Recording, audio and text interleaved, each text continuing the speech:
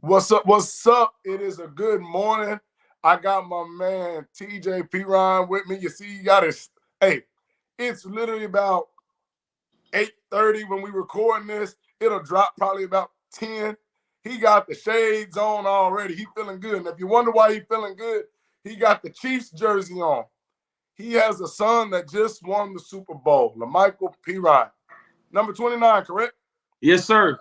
Hey, salute to you, bro. All I want to say is that has to be one of the most incredible feelings as a parent to have a son that not only makes it to the league, goes through all the things he has to go through while being in the league, gets on the Chiefs, and win a Super Bowl. Thank you for coming on. But tell me, how was this weekend? Before we go into all the other stuff, how was the weekend? You was in Vegas. Your pops was there, right? Pops was in Vegas. Pops was there. I was in Vegas. Man, tell me about it. Well, first of all, thank you for that introduction, bro. So now that we're gonna get back to business, I'll take my lokes off. Yeah. So the weekend was amazing, man. My pops was a coach for 30-some years, on the high school level. So this was a bucket lister for him. He's 73 years old. He always wanted to go to Vegas, and also he always wanted to attend the Super Bowl. So my oldest son, La'Mical, was able to make it to the Super Bowl, and we were able to get him a ticket, and I was able to spend some time that I'll never forget with my father, man. So a lot of people say, man, make sure you spend all the time you can with your parents, man. Cherish your parents. So I figured I'd take heed to that and spend some time with him, man. Man, no, that was amazing to see. Because think about it, I could have went to Vegas and party. You feel me? Facts. But I ain't go for that. I went to support my son, and I went to support my father. Generations of y'all out there. Right. Father, son, and grandson. Yeah, you could add and grandson and great grandson. And great, like generations. That's amazing to see. Like what did y'all do out there, right? You say you're not partying. Was it just a lot of bonding? Was it really what, man? Honestly, the way the Chiefs organization and the Super Bowl organization set everything up, it wasn't really a need to try to go outside of the box. Like when we got there, first of all, it was tight security. So we had to pass like 3 sets of police officers, bomb dogs. I had to present my credentials, all of that stuff when we got to the hotel. So we stayed in a hotel out in Lake Las Vegas, which is about 30 minutes outside of the Las Vegas Strip. Okay. The room was immaculate. Anything you can imagine: golf courses, swimming pools, basketball courts, gourmet meals. The setup was very nice. It was unlike anything that I've ever been a part of. And it was just surreal. You know, I'm in the same hotel lobby with Travis Kelce. You know, I walk, as soon as I get there, I see Isaiah Pacheco. You know, it was just like, whoa, everything just started to kind of hit me all at once. That this is real. Like, while being there, I know the players are on business. I know your son's going to kick it with you. Did you get a chance to talk to any of the other players, wish them luck, or did y'all just, kind of walk by and passing throughout the week of being at that hotel? No, I got a chance to talk to a few players. I got a chance to talk to Sneed, the defensive back. Number 38. Yeah, I got a chance to stop after the Super Bowl. There was an after party, and I got a chance to see Chris Jones, which is their star defensive lineman. And being in the hotel with the families, you get to learn a lot about the players. And I'm telling you, like, I'm now a huge fan of Chris, because there was after party going on, and halfway through the after party, I get to the hotel thinking I'm leaving early, and he's already there with his son in his lap. Yeah. So that kind of tells you what kind of man he is. Just so it was just an amazing experience to be able to kind of see what life is like outside of football with all of these star-studded players. That's cool right there. Now, Coach Justin Bridges told me that you told him you was going to do a snow angel. I ain't seen no throw Yeah, angel. he did. He said, man, you need to do a snow angel in the confetti. Yeah, but I didn't get to do a snow angel, but I did get to go out there and, you know, have a good time with all the Kansas City Chiefs organization when they won. exactly. No, that's cool. So that game's back and forth, back and forth. Well, before we even get to the game, how nervous are you as a parent knowing that your son's about to head out to Vegas? You're about to go out to Vegas to watch him play in the Super Bowl. Like, that has to be the most nervous you've ever been, probably for a game that you watched him play in or you played in like your entire life. Like, what was your nerve levels leading up to the game? That's a great question. So it's two things that most people know about TJ Perine. One, I'm hardly ever on time. And two, I really don't drink alcohol. I don't enjoy alcohol that much. Yeah. I was 3 hours early for my flight. Yeah. And I got lit at the airport. Lit in the VIP section. So I ended up meeting a Kansas City Chief fan in TSA. And we just, one thing led to another. He found out who I was. I found out who he was. He actually was a Chiefs fan, and he attended the University of Florida, which is where my son went to college. Exactly. So, and he ended up being actually a principal of an elementary school in Colleyville. So we just kicked it in VIP, man, and I was super excited, if that tells you anything. Exactly, man. No, I know how nervous I am, and I wanted the Chiefs to win, but I didn't care, right? But I'd be nervous just leading up to the game, like, man, because I know what I would feel like if I was a player, like a Patrick Mahomes, trying to really cement that legacy. So I was scheduled to fly out Friday. I canceled everything I had to do Wednesday and Thursday and stayed in the house. I ain't want no chance of anything disrupting my flight. Facts. I don't need to bang my knee on nothing. I don't need to get rear-ended. None of that. Hey, I don't want nobody to hit me at the light. Nothing. I'm finna stay right here at the crib. My man sat on the couch like this. I just still, man, waiting until my moment, man. Man, hey, that's a beautiful thing. Now, let's go back a little bit. Everybody wishes their kid could play in a Super Bowl, right? What was the journey like for La'Mical to go from young man starting out playing football, high school, and what high school did he go to? He went to Theodore High School in Mobile, Alabama. Okay, and you went to Hoover, right? I did go to Hoover for my first year, and then I went to Viger High School in Mobile, Alabama. Okay, so we're Pee Wee. We'll skip middle school. Then we go to Alabama. We're out there in Alabama high school. Then he goes to Florida. Now he's in the NFL, winning a Super Bowl. What's that like to get a kid from Pee Wee to the league? What were some of those critical steps? Was it the focus because he was already a dog? Did we have to make him a dog? Was it the training? What was it like for that village to build him up? That's a good question, because the old cliche saying is it takes a village to raise a child. And I'm here to say that it really does, man. From the start of Pee Wee football, my cousin was there starting a football organization so that he can be a part of it. La'Mical was offensive lineman or something like that when he first started playing football. And so having someone to believe in you that's in your family, that's important. His mother, his stepdad, his uncles, aunts, all of those people were vital. So I think the most critical part as a father for me is to embrace that village and not try to control everything and let everybody play their part, because it's just like the game of football. If everybody do their part and is allowed to do their part, then you're going to end up with a W. And that's what happened with La'Mical.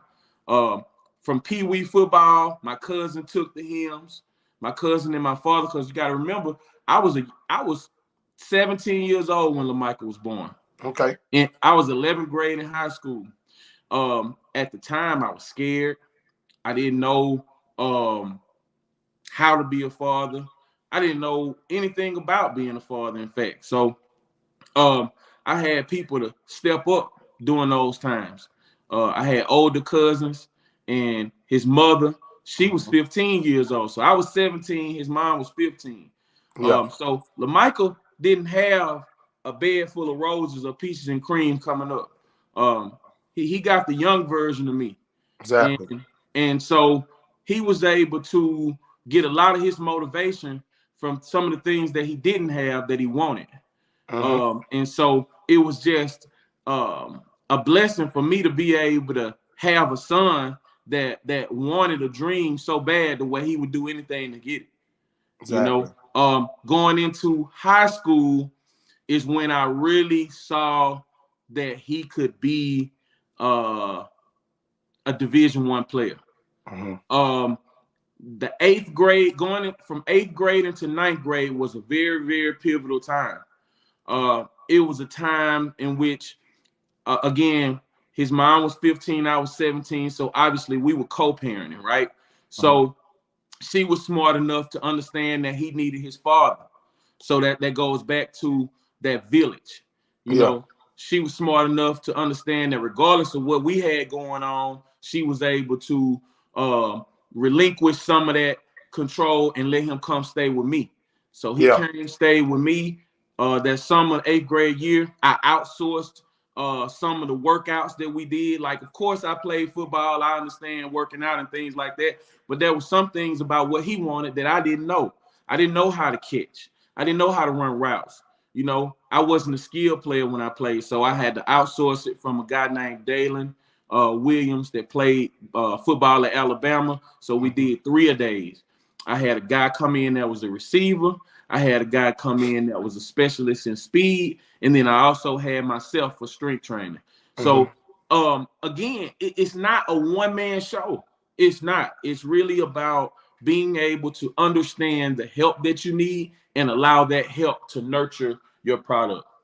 Yeah, no, 100%. And I can say you've done a great job since back then, obviously, that you're telling me, and I know it to be true now. You've done a lot with your youngest, Austin. You know, I've seen him with several teams from football, baseball to hey, that's how wrestling. We met. I outsourced that. Come to me. You. Yeah, you know, you mean you asked, mind you, you have a son that just won the Super Bowl. And you still get on the phone, DP, what do you think I should do with this son?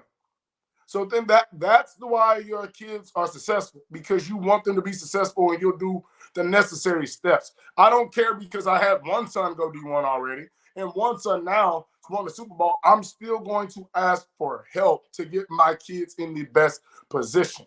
Most parents that have a kid that just plays varsity football knows everything in the world, let alone go to Florida, be in the NFL, win a Super Bowl. And that's the biggest thing. I know what I know. I know what I need to help on, and I'm going to ask questions on things I might or might not know. And people that are labeled geniuses aren't the smartest people in the world. They are clever for being able to find people that can help them get what they want. Facts. Every time. So after high school, he goes to Florida. Florida, it depends. I can't remember exactly where they were at, but Florida's been up, down, but it's still Florida. Where was he ranked at as a recruit in high school? Oh, so man, listen, he took the hard route, man. If he defines getting it out the mud. Yeah. At one point, I don't even think he was ranked. His first 40 time was a 4.8 in the 10th grade. What we did was we ended up going to, I think it was Under Armour Rivals at the time. And then it was Nike Spark. Yep. Spark. I didn't know anything about this stuff other than using Google to find camps. So I found those things and took him to it. I didn't understand the strategics behind it. So I just put him out there and let him run the 40 without having any kind of coaching on it. And he ran a 4.8. He ended up getting some good film work together in high school, being a 3-star eventually. He went to every Nike Spark, every Under Armour camp, and he was just the known. By the time he was in the 12th grade, he was a known face in the camp circuit. Yeah. And so at the end of his 11th grade year, he was a 3-star. By the end of his 12th grade year, he came back. He was a 3-star, and he put together a 1,000-yard season and double-digit touchdowns. I can't quite remember. But he came back and doubled down his senior year. So junior year, he had offers from mid-major schools like Troy, La Tech, Southern Miss, you know, things like that. But we weren't excited with that because we already knew what we wanted, right? When he came to Dallas to work out with me and visit every summer, we would go out to the stadium and work out. Like we would sneak into TCU stadium and work out, and we would sneak into North Texas Stadium and work out. Now I'm driving at the time I was living in Arlington. I'm driving from Arlington to Denton just for a workout for me and my son. I'm driving from Arlington to TCU, and then we also went to SMU Stadium. So I took him to those 3 colleges that were within my driving vicinity, not just because I wanted to take him there, but I wanted to create a vision in his head. What people don't know is success starts with your mental, right? You have to vision yourself scoring a touchdown before you actually do it. You have to vision yourself going to a Division I school before you actually do it. So what I wanted him to do was, I didn't even say anything about why I did it to him. When we driving out there, I'm just saying we're going over here to see what the stadium looked like. Then all of a sudden we take the football and go on the field because I wanted his mind to subliminally see and feel what it was like to be where he wanted to be.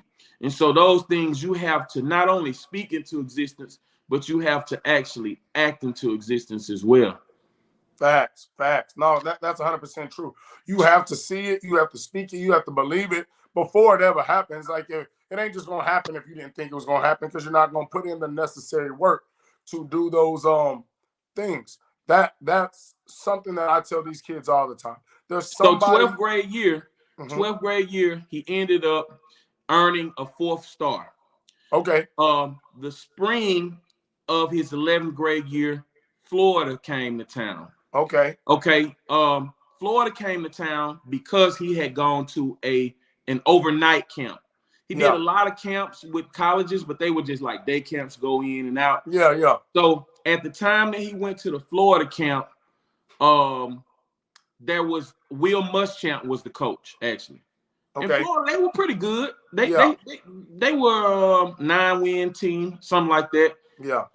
And during the time he was at camp, he won like MVP or something during the camp. And there was a guy that was director of player personnel when Muschamp got fired and they brought McElwain in. The player personnel guy for Muschamp stayed on staff. And so when they were looking for running backs, this player personnel guy say, "Hey man, I don't know if you guys know, but there's a kid down in Theodore, Alabama that you need to go check out. His name is La'Mical Perine." And so they did. The running back coach, Tim Skipper at the time, went down to Theodore and gave him a private workout. Gave him a private workout, called Coach McElwain after and said he liked what he saw. They offered him. 2 days later, La'Mical committed. At the time, we living in Alabama, so you know who the team is at the time, Alabama. So we had gone to Alabama at least 12 times. Tuscaloosa's right down the road. His mother would take him, his stepdad would take him, my dad would take him, things like that. And he really wanted that Alabama offer. But if you remember, at the time, Alabama had their eye on Najee Harris, which was a class below him. So now you're looking at a kid who's a 5-star who's coming in that's going to be younger than you. Then you also have Devin White, who was a running back at the time. He was a running back and linebacker at the time. Devin ended up going to LSU and now plays for the Bucks. I think Pro Bowl linebacker for the Bucks. A dog. So Nick Saban was courting Devin White at the time. I think they had a viral video where he was in Nick Saban's Cadillac or something on TV. So all of those things my son watching. Now keep in mind, Devin White from Louisiana, Najee Harris from California. So at the time, Alabama's popping. So they're able to recruit all over the country. But here it is, my son is the #1 running back in Alabama, and he's being looked over. So eventually, like I said before, he came back and doubled down his 12th grade year with another 1,200-yard season and a slew of touchdowns. All of a sudden, Nick Saban come calling. "Man, I'm so sorry. I don't know how he slipped through the cracks. If there's anything we can do for you, we'll do it. Come down to Alabama. We want to offer you. We want to show you the campus. And so I'm like, man, we've been to the campus 12 times, you know. But at the end of the day, he ended up going to Florida because he didn't want to be sloppy seconds.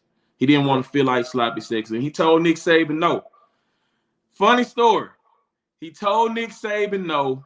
The next week, they gave his scholarship to a guy named Josh Jacobs. Josh Jacobs was going to Tulsa. He was a 3-star, no-known athlete. Yeah, small recruit. Small recruit. He was going to Tulsa. Alabama gave him the offer. My son went to Florida. 3 years later, Josh Jacobs is going first round in 3 years. My son's still at Florida. Does that mean Josh Jacobs was the better running back? No. Josh Jacobs went to Alabama, who had a line and a reputation for winning. So if there's any parents out there, you know, sometimes you have to do what you have to do to make the best business move for your child, regardless of who you're a fan of. I wasn't an Alabama fan at all. But again, that's a whole nother story. But he ended up taking that scholarship, going to the league. My son spent 4 years. His final year became the Orange Bowl MVP. He led it all 3 years, played actually his freshman year. So he had a wonderful career at Florida, but things just never was easy. In fact, his little league offensive line wasn't good. His middle school career, he didn't play running back. His high school offensive line wasn't the best. His college offensive line wasn't the best. And so now I'm super excited to see what his talents will look like once he transitions into a playing role next year with the Chiefs, because this will be the first time he'll be able to have an offensive line that's really stellar. And then he got drafted by the Jets in 2020. That offensive line was building. So now next year, you got Clyde Edwards-Helaire, who is in his final year of his contract. Then you got McKinnon, who's a vet, who's kind of aging out. So we don't know if they're going to bring him back or not. But we do know that you have La'Mical Perine, who's now under contract. So let me rewind a little bit. So with the Chiefs, he came over after being cut from the Jets. The Jets cut him after 2 years. The Jets had Adam Gase at the time when he was drafted, and then they fired Adam Gase and brought in Saleh from San Francisco. Quick question: What round was he drafted for? So the parents can kind of follow this. So he ended up being drafted, pick 120 in the 4th round.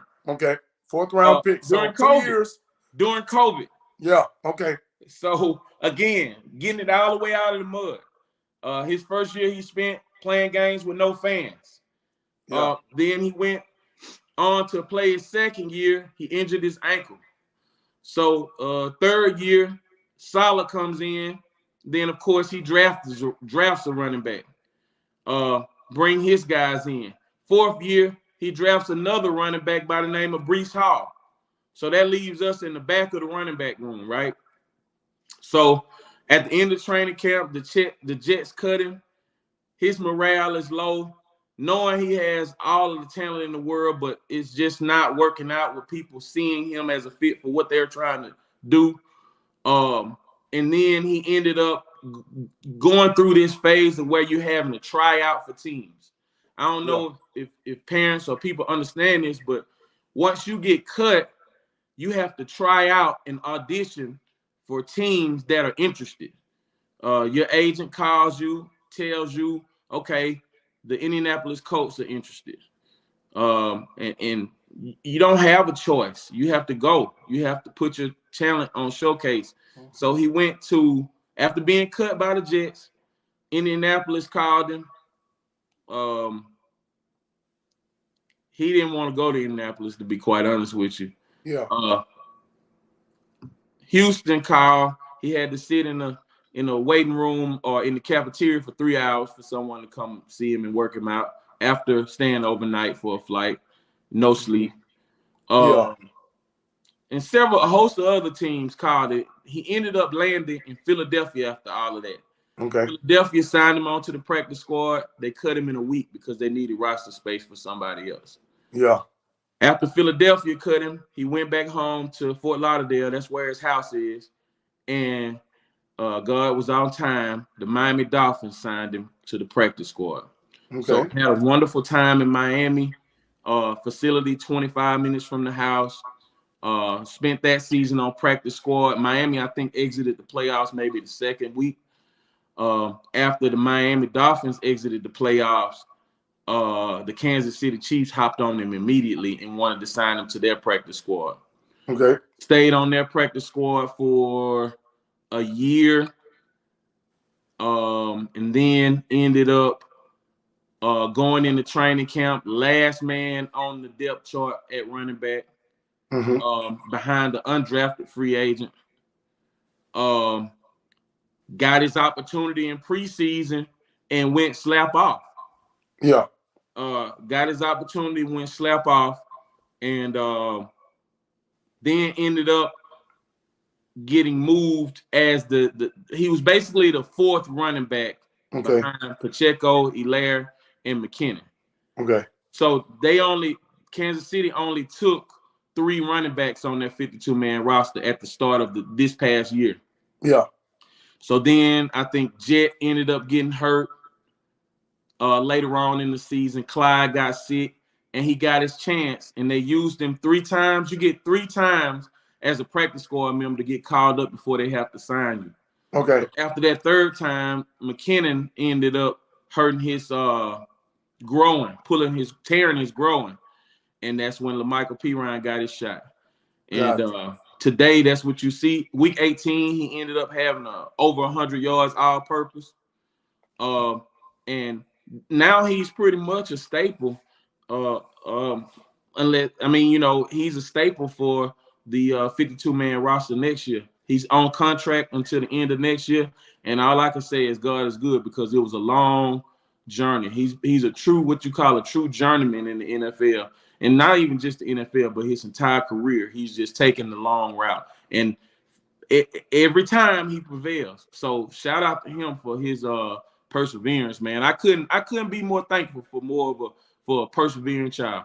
Man, no, that story's crazy, and it would be crazy to the people listening in right now. For me, that's normal, because I've trained these guys. I understand bouncing from the teams, going in at year 4, running a 40 for a team. Like, dang, bro, like, we playing football. Why am I running a 40? Like, come in, make sure I'm healthy. Do you like what you see or not? But hey, the crazy thing is the Colts was the only one that made him run the 40. But you're right. When he ran when he was asked to run the 40, it was like, what? Like, they asked me to run a 40. So, like you said, why am I running 40 year 4? I had a guy in year 8 have to run a 40 for a team after being a starter. They're like, we still want to see how fast you are. Dang, brother, you can't just look at the film and know. But yeah, it's crazy. But it's a shout out to him and a testament to him of the hard work throughout life. Got him ready for the hard work and the ups and downs that he'll need to go through in the NFL. And that's like how me and you have talked about. Stop pulling your kid out of situations that aren't favorable to them. Now, once the situation's over, move to a different team. But in the middle of that season, as long as they're not hurting your kid or disrespecting your kid, let your kid finish. Because you pull your kid out too many, one day he might be in La'Mical's seat in the NFL, and he won't know how to fight through that. You can't just pull yourself out the NFL. There's nowhere else to go. Nowhere. So when you've done that over and over, and Bama overlooked me, I had to do this in high school. Now when it happens in the league, I've done it a million times, and I know how to fight through this, and I'm prepared for these ups and downs. Bro, for real, we went to UCLA. I flew him to California 4 times for UCLA to see him. They never offered him. Yeah.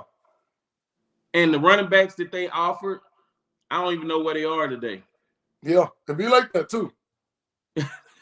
Like, they're no longer nowhere, And at the time he was coming out, there was a kid named Dylan Moses that was the man. Yeah, I remember that name. Dylan plays for the Memphis, I don't even know, some team in the USFL. Yeah.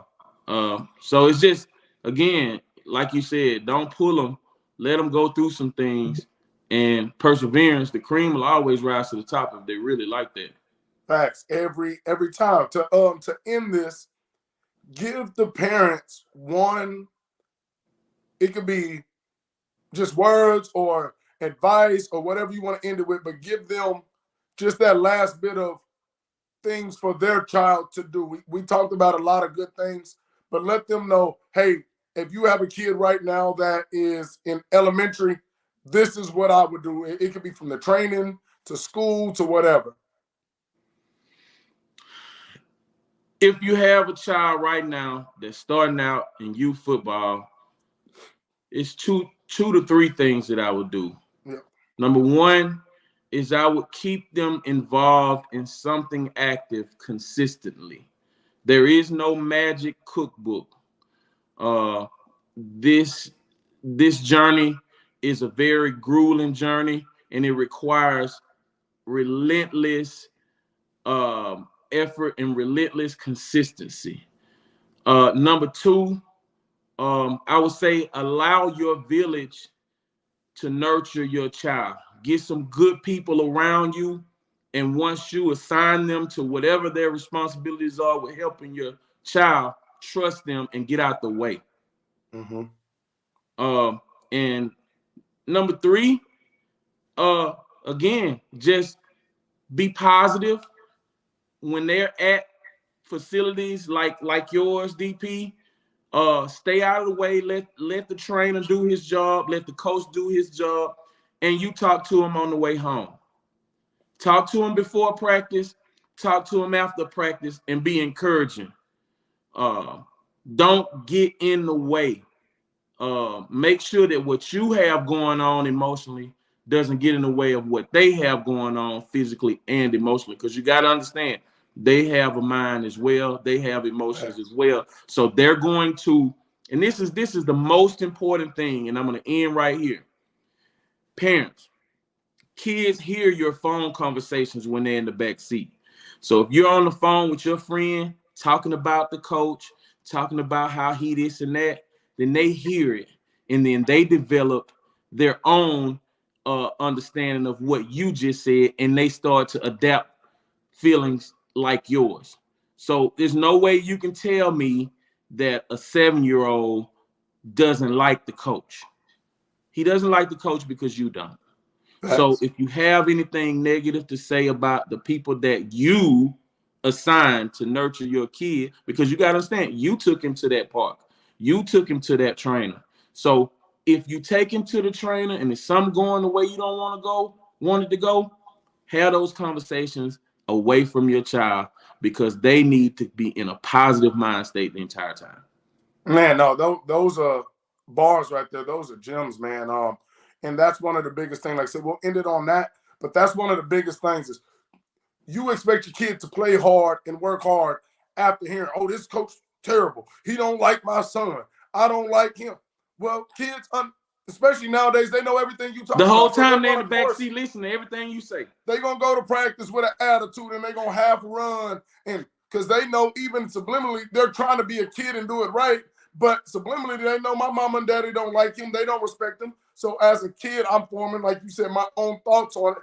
And I'm losing respect without even knowing it, because I'm hearing it in the back seat or at the house or from the stands. You don't know what you're doing, coach. Well, dang, he doesn't know what I'm doing, so why should I be trying hard? So, my man, mom doesn't like what he's doing. Why should I? Exactly. That's bars right there, man. I appreciate you for your time this morning. We'll be jumping back on to do several more of these, but I really appreciate you from jumping on, because parents needed to hear a lot of this. And for your son to be a Super Bowl champ, they need to hear a Super Bowl champ don't mean it was easy.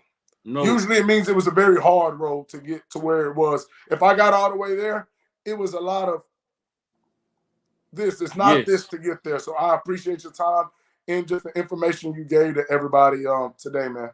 For sure. Appreciate it, DP. No problem. Have a good one. Go Chiefs. Yes, sir.